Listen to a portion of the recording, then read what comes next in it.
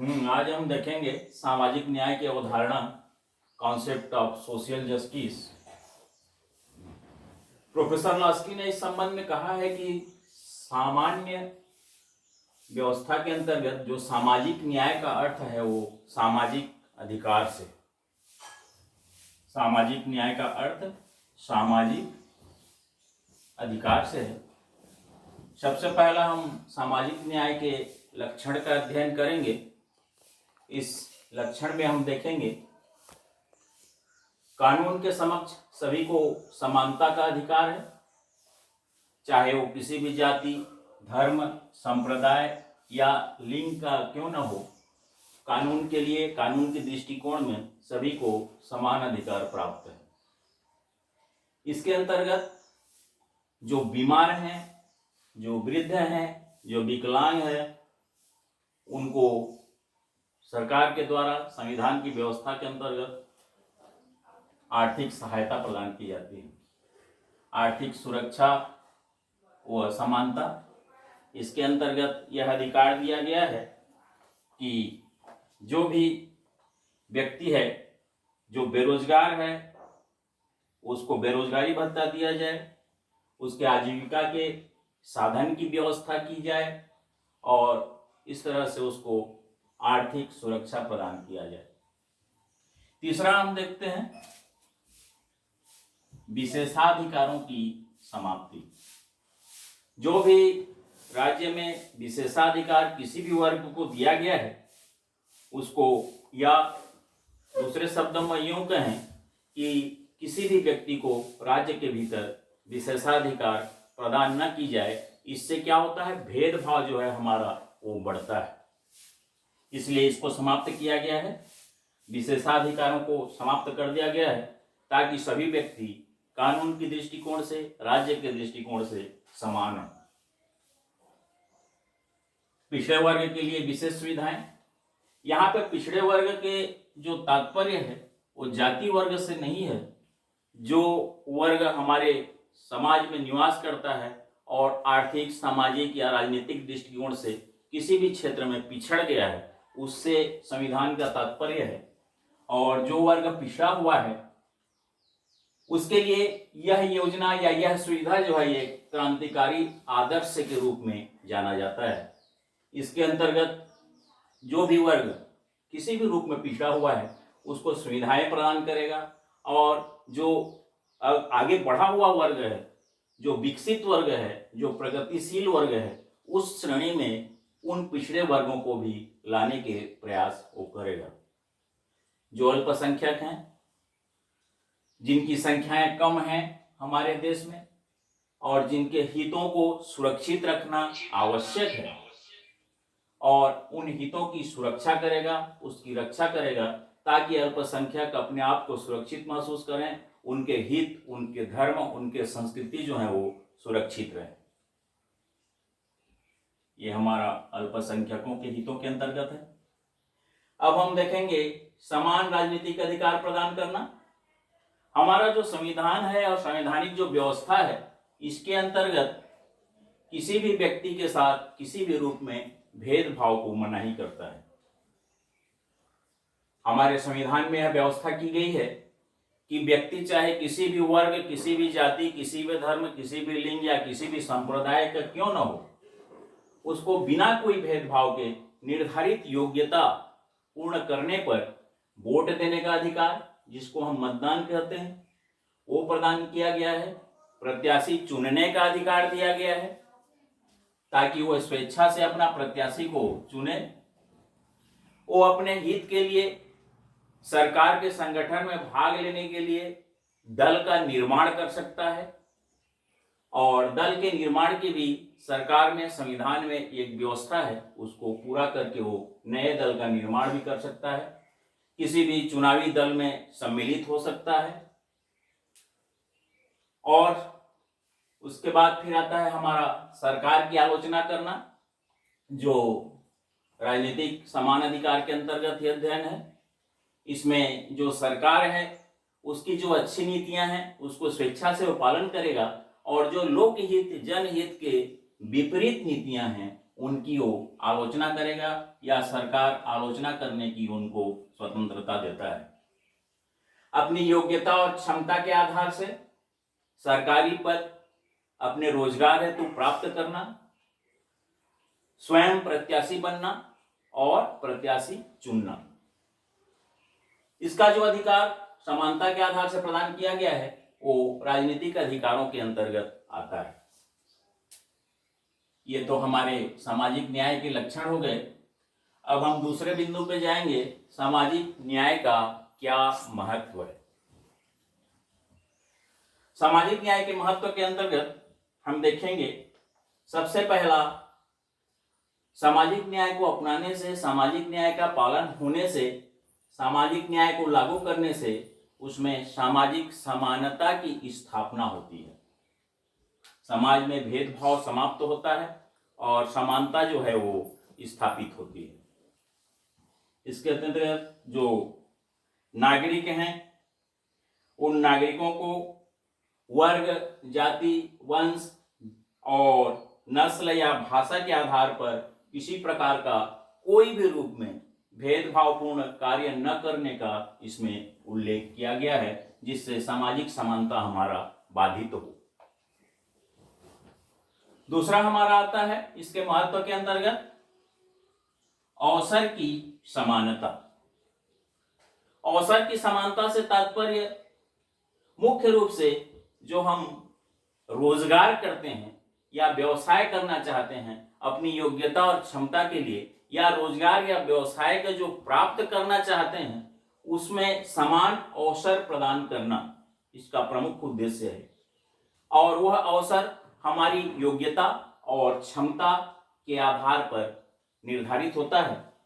सरकार जो भी पद के लिए, नियुक्ति के लिए, भर्ती के लिए जो भी रिक्तियां जारी करता है उसके लिए निर्धारित योग्यता भी साथ में जारी करता है, और वो अगर हम पूर्ण करते हैं तो हमारा चयन जो भी व्यवस्था है उसके अंतर्गत होगा। उस चयन में किसी प्रकार का जाति, धर्म, भाषा, लिंग या संप्रदाय या क्षेत्र विशेष में निवास करने के आधार पर किसी प्रकार का कोई भेदभाव नहीं किया जाएगा। महत्व के अंतर्गत अब हम देखेंगे आर्थिक सुरक्षा के लिए सामाजिक न्याय जो है कितना आवश्यक है।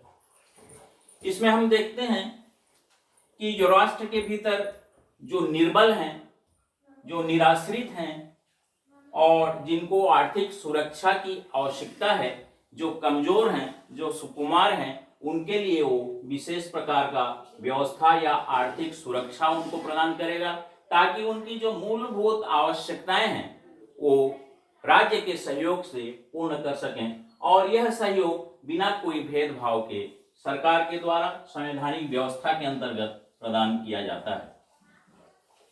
शांति और सुरक्षा के लिए भी इसका महत्व बहुत ज्यादा है। शांति और सुरक्षा से जो संक्षिप्त तात्पर्य है, इसके अंतर्गत हमारा यह कर्तव्य है कि हम संगठित रहें, एकजुट रहें, और सरकार को भी चाहिए उस संगठन और एकजुटता को मजबूती प्रदान करे, उस एकजुटता को बनाए रखने में सहयोग दे। संगठित होकर हम राष्ट्र निर्माण संबंधी कार्य करें, राष्ट्र के हित में कार्य करें और राष्ट्र के प्रगति और उन्नति के लिए निरंतर हम संघर्षरत होकर समर्पित रहें। हमारा अगला बिंदु अध्ययन का आता है व्यक्ति के विकास के लिए सामाजिक न्याय जो है वो आवश्यक है या उसका विशेष महत्व है। इसके अंतर्गत जो बेगार प्रथा है, बंधुआ मजदूर प्रथा है और जो दास प्रथा है, जो पहले पौराणिक युगों में साम्राज्यवादी व्यवस्था में बहुत ज्यादा मात्रा में प्रचलित था, उसको समाप्त किया गया है। किसी प्रकार का बेगार की व्यवस्था लागू नहीं रहेगा देश में, बंधुआ मजदूर की व्यवस्था लागू नहीं रहेगा और दास प्रथा जो है वो भी कहीं पर लागू नहीं होगा, चालू नहीं रहेगा। ऐसा पाया जाता है तो उसको संविधान द्वारा दंडनीय घोषित किया गया है। समाज सुधार के लिए सामाजिक न्याय की बहुत ज्यादा महत्ता है। समाज सुधार के अंतर्गत जो आज समाज में कुरीतियां हैं, बुराइयां हैं, उसको दूर करने से मुख्य तात्पर्य है इसका, जैसे हमारा दहेज प्रथा है, बाल विवाह प्रथा है, सामाजिक सती प्रथा है, इसको आज की तिथि में संविधान जब से हमारा निर्माण हुआ है तब से समाप्त कर दिया गया है और इन सब व्यवस्थाओं को दंड की व्यवस्था के अंतर्गत सम्मिलित किया गया है। चौथा है हमारा आर्थिक विषमताएं दूर करना। आज भी हमारा समाज हम देखते हैं, एक वर्ग जो है वो बहुत ज्यादा विकसित है, आर्थिक रूप से बहुत प्रगतिशील है, सक्षम है, और एक वर्ग जो है वो निम्न है, आर्थिक रूप से कमजोर है। तो यह जो विषमताएं हैं, इस विषमता को दूर करने के लिए संविधान में व्यवस्था किया गया है, जिसमें सरकार का भी सहयोग है और असमानता दूर हो इसके लिए सरकार भी बीच बीच में विभिन्न प्रकार की योजना एवं कार्यक्रमों को इसके अंतर्गत लागू करता है। जैसे हमारे तत्कालीन प्रधानमंत्री थे श्रीमती इंदिरा गांधी, उनके समय में उन्होंने लागू किया था, जो आज भी लागू है, 20 सूत्रीय कार्यक्रम प्रमुख रहा है। 20 सूत्रों में सभी व्यक्तियों के समग्र विकास हेतु उन्होंने कार्य योजना बनाकर पूरे देश में लागू किया था। इसके बाद जो शिक्षित बेरोजगार हैं उनको रोजगार देना, रोजगार उपलब्ध कराना, अगर रोजगार संभव न हो तो उनको बेरोजगारी का भत्ता देना, मूलभूत उनकी जो जीवन निर्वाह के लिए आवश्यक मूलभूत आवश्यकताएं हैं उसके माध्यम से, ताकि वो पूरा कर सकें। साथ ही अगर ऐसा भी संभव नहीं हो सकता है या और व्यक्ति अपना योग्यता रखता है तो उसको रोजगार ऋण भी विभिन्न बैंकों के माध्यम से सरकार उपलब्ध कराता है, ताकि उस ऋण को लेकर वो अपनी इच्छा अनुसार, अपनी योग्यता और क्षमता के अनुसार किसी भी प्रकार का रोजगार संचालित कर सके, अपना जीविकोपार्जन कर सके और अपना आर्थिक सुधार कर सके। इसके बाद हम देखेंगे सबके लिए सस्ती और निष्पक्ष कानून अथवा न्याय की व्यवस्था। हमारा देश का जो संविधान है किसी प्रकार का कठोरता को नहीं अपनाता है। मूल्यवान कानून है विशेष वर्ग के लिए या कमजोर वर्ग के लिए सस्ता कानून है, ऐसा नहीं है। एक अपराध के लिए एक प्रकार की दंड की व्यवस्था इकहरी कानून के रूप में पूरा देश में लागू है। इसके अंतर्गत कानून का पालन करना व्यक्ति को आवश्यक है, साथ ही साथ जो सरकार है वो बिना कोई मूल्य के और बिना कोई किसी का पक्ष लिए, चाहे वो किसी भी धर्म, जाति, संप्रदाय, वंश, लिंग का क्यों न हो, निष्पक्षता के आधार पर कानून को लागू कराता है, पालन करने के लिए प्रेरित करता है। अगर वो किसी प्रकार का कानून का अवहेलना करता है तो उसको दंड भी जब देता है तो वो समानता के आधार पर कानून में जो व्यवस्था दी गई है उसके अनुरूप देता है। हमारा अगला है सामाजिक न्याय के महत्व के अंतर्गत सार्वजनिक स्वास्थ्य की प्राप्ति के लिए जो सामाजिक न्याय की व्यवस्था है, सार्वजनिक स्वास्थ्य की प्राप्ति के लिए जो संविधान में सामाजिक न्याय के अंतर्गत व्यवस्था किया गया है, उसमें हम देखते हैं हमारे परिवार को वो संक्षिप्त करने के लिए निःशुल्क परिवार नियोजन की व्यवस्था की गई है, ताकि व्यक्ति का परिवार छोटा हो और विकसित हो। निःशुल्क रूप से स्वास्थ्य का परीक्षण समय समय पर वो करता है, निःशुल्क रूप से टीकाकरण की व्यवस्था करता है, ताकि विभिन्न प्रकार की महामारियों से व्यक्ति जो है सुरक्षित रहे, उसका जीवन किसी प्रकार का बीमार से ग्रसित न हो। साथ ही साथ जो गरीब वर्ग हैं, जो निम्न वर्ग हैं और जिनको पौष्टिक आहार की आवश्यकता है, वह भी निर्धारित व्यवस्था के अंतर्गत मुफ्त में प्रदान किया जाता है सरकार के द्वारा। जो भी जेनेरिक दवाइयां जिसको हम बोलते हैं, जीवन रक्षक जो दवाइयां हैं, उसका किसी भी कंपनी के द्वारा, किसी भी औषधि निर्माताओं के द्वारा सामान्य व्यक्ति के पहुंच से दूर मूल्य में उसको न बेचा जाए। जो जीवन रक्षक दवाएं हैं उनको कम से कम मूल्य में सभी व्यक्ति को उपलब्ध कराया जाए, ऐसा व्यवस्था हमारा कानून और सरकार करता है। सीधे से अर्थों में जीवन रक्षक जो दवाइयां हैं उनके मूल्यों का वो निर्धारण और नियंत्रण भी इसी के अंतर्गत करता है। स्वास्थ्य के विकास के लिए व्यक्ति का जीवन मूल्य अच्छा हो, मृत्यु दर और जन्म दर दोनों जो है वो घटे, इसके लिए विभिन्न प्रकार की योजना एवं कार्यक्रमों की वो व्यवस्था भी करता है। 10वां हमारा सामाजिक न्याय के महत्व के अंतर्गत शिक्षा एवं संस्कृति के विकास के लिए हम विद्यालयों से जुड़े हुए हैं। हम देखते हैं कि जो भी ओबीसी वर्ग के हैं, एससी वर्ग के हैं, एसटी वर्ग के हैं और जो शिक्षा की दृष्टि से पिछड़े हुए हैं, किसी भी कारण से पिछड़ गए हैं, उनके लिए हमारा जो संविधान है वो व्यवस्था देता है कि उनको निःशुल्क शिक्षा प्रदान किया जाए, शिक्षा से कोई भी व्यक्ति वंचित न हो और किसी भी प्रकार का उनसे शुल्क न लिया जाए, जिसको हम निःशुल्क शिक्षा कहते हैं। 8वीं तक के कक्षाओं के लिए निःशुल्क की व्यवस्था 14 वर्ष तक के बच्चों के लिए की गई है। इसके अंतर्गत छात्रवृत्ति की व्यवस्था, जो इस वर्ग के विद्यार्थी हैं उनको स्टाइपेंड भी प्रदान किया जाएगा, जो भी सरकार के द्वारा निर्धारित की गई है। निःशुल्क गणवेश की व्यवस्था, पुस्तक पाठ्य पुस्तकों की अध्ययन हेतु इसकी व्यवस्था, जो प्रतिभावान छात्र हैं और इस वर्ग के आते हैं उस वर्ग के प्रतिभावान छात्रों के लिए विशेष छात्रवृत्ति की व्यवस्था, संस्कृति, जो जिनका संस्कृति क्षेत्र पिछड़ा हुआ है किसी भी कारण से इस वर्ग के, उनके विकास के लिए विभिन्न प्रकार के योजनाओं एवं कार्यक्रमों को लागू कराता है। और इस तरह से शिक्षा एवं संस्कृति के विकास के लिए राज्य सरकार व केंद्र सरकार दोनों विभिन्न प्रकार के योजनाएं एवं कार्यक्रमों को लागू करके सामाजिक न्याय की महत्ता को बनाए रखने में क्रियाशील है।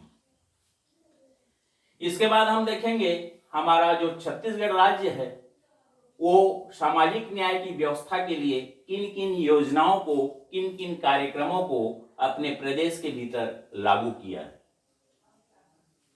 ताकि प्रदेश में हमारा सामाजिक न्याय का जो है व्यवस्था है अच्छे ढंग से या पूर्ण ढंग से लागू हो चुके। इसके अंतर्गत सबसे पहला हम देखेंगे जो कमजोर वर्ग हैं उनके लिए आरक्षण की व्यवस्था की गई है, जो पिछड़े वर्ग हैं उनके लिए आरक्षण की व्यवस्था की गई है।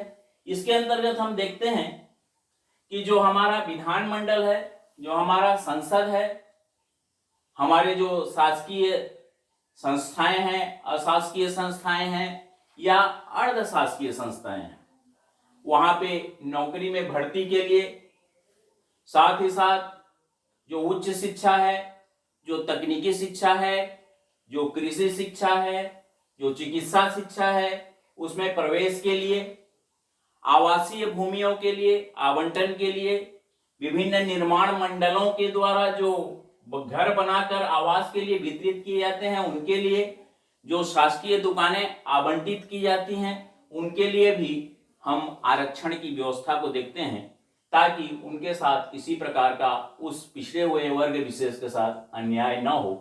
इसके अंतर्गत कमजोर वर्गों के आरक्षण हेतु यह व्यवस्था की गई है। दूसरा हमारा प्रदेश का योजना है ग्राम न्यायालय योजना। इसकी जो व्यवस्था है भारतीय दंड संहिता की 31 धाराओं के अंतर्गत ये न्यायालय जो है सुनवाई कर सकेगा और 10 ग्राम में या ग्राम पंचायत के भीतर एक ग्रामीण न्यायालय योजना स्थापित होगा।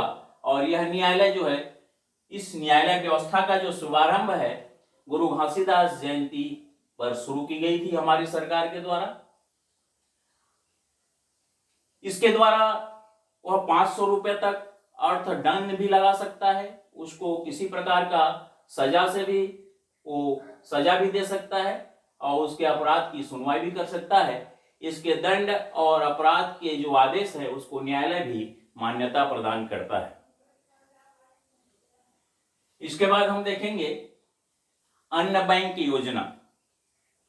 अन्न बैंक योजना सबसे पहले हमारे छत्तीसगढ़ के दुर्ग जिले में प्रारंभ किया गया है और इसके अंतर्गत जो गरीब हैं, जो बेसहारा हैं और जो कमजोर वर्ग के व्यक्ति हैं, जिनको खाना प्राप्त नहीं होता, अन्न या योजना या अनाज प्राप्त नहीं हो पाता है, ऐसे व्यक्तियों के लिए वो अनाज उपलब्ध कराएगा। जो बेसहारा गरीब हैं, जिनके पास खाने के लिए व्यवस्था नहीं है, इस अन्न योजना के अंतर्गत उनको प्रदान किया जाएगा। इंदिरा आवास योजना हम देखते हैं छत्तीसगढ़ सरकार के संदर्भ में, सामाजिक न्याय का हम अध्ययन कर रहे हैं। इसमें यह योजना इंदिरा सहारा योजना, इंदिरा सहारा योजना जो है वो 2000 सन से प्रारंभ किया गया है। इसमें 18 से 50 वर्ष आयु तक के जो गरीब हैं, जो निःशक्त हैं, उनको इस परियोजना का लाभ दिया जाएगा। इसके अंतर्गत उनको आर्थिक सहायता उपलब्ध कराना, पेंशन उपलब्ध कराना, ये सब जुड़े हुए हैं। इंदिरा सूचना शक्ति योजना हमारे स्कूलों से संबंध है। जो कक्षा 9वीं से 11वीं तक अध्ययनरत छात्राएं हैं, उनको निःशुल्क में कंप्यूटर शिक्षा उपलब्ध कराना इस योजना का मुख्य लक्ष्य है। डॉक्टर भंवर सिंह पोर्ते चिकित्सा शिक्षा प्रोत्साहन योजना, इसके अंतर्गत जो कमजोर वर्ग की बालिकाएं हैं, जो चिकित्सा शिक्षा प्राप्त कर रहे हैं, उनको प्रावीण्यता के आधार से स्टाइपेंड प्रदान किया जाएगा, आर्थिक सहयोग प्रदान किया जाएगा और छात्रवृत्ति प्रदान किया जाएगा। फास्ट ट्रैक अदालतें हम देखेंगे। छत्तीसगढ़ सरकार की महती न्याय योजना है। इसके अंतर्गत 2 वर्ष या 2 वर्ष से अधिक समय से जो लंबित केसेस हैं, उनकी सुनवाई त्वरित में कर निर्णय दिया जाएगा। और वर्तमान में हमारे जो छत्तीसगढ़ में 31 फास्ट ट्रैक की व्यवस्था की गई है। अब हम देखेंगे सूखा राहत कार्य योजना। सूखा राहत कार्य योजना के अंतर्गत हमारा छत्तीसगढ़ ऐसा प्रदेश है जहां जब अकाल पड़ा था तब 12 लाख से अधिक मजदूरों को एक साथ उन्होंने रोजगार और इस योजना के अंतर्गत कार्य उपलब्ध कराया था। सबसे अधिक रोजगार उपलब्ध कराने वाले छत्तीसगढ़ सरकार का रिकॉर्ड है। राजीव गांधी जीवन रेखा योजना छत्तीसगढ़ के संदर्भ में सबके लिए स्वास्थ्य, और सबके लिए स्वास्थ्य के अंतर्गत जो दूर दराज ग्राम हैं, उन गांवों तक हमारा स्वास्थ्य लाभ जो है पहुंचे, उन व्यक्तियों तक जो स्वास्थ्य की जरूरत है उन तक पहुंचे, और गांव-गांव तक पहुंचाने के लिए इसी के अंतर्गत गांव में, पंचायतों में मितानिनों की व्यवस्था की गई है, मितानिनों की नियुक्ति की गई है। इसके बाद हम देखेंगे विद्यार्थी कल्याण योजना।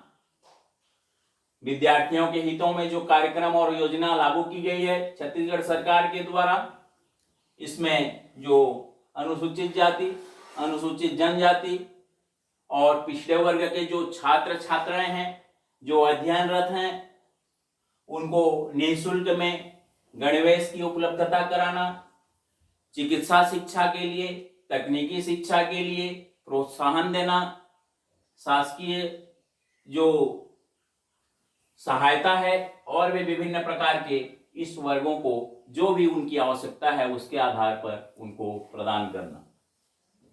मिनी माता शहरी निर्धनता बीमा योजना, यह योजना शहरों में लागू है। शहर में जो गरीबी रेखा के नीचे और ऊपर दोनों प्रकार के जो जीवन व्यतीत कर रहे हैं, उनके लिए निर्धारित आय की सीमा निश्चित की गई है। उसके आधार से उनको जीवन का बीमा किया जाता है ताकि आकस्मिक घटना या दुर्घटना होने पर उनको सहायता, निश्चित राशि सहायता के रूप में प्रदान की जाए। वाल्मीकि अंबेडकर आवास योजना, जो आवासहीन है, जो भूमिहीन है, जिनके पास आवास के लिए मकान नहीं है, उनको इस योजना के अंतर्गत सहायता उपलब्ध कराया जाएगा भवन निर्माण के लिए, अर्थात निर्मित भवन भी प्रदान किए जाएंगे। कुल्हाड़ी घाट योजना है हमारा, इसी के अंतर्गत छत्तीसगढ़ सरकार की ये महती योजना है।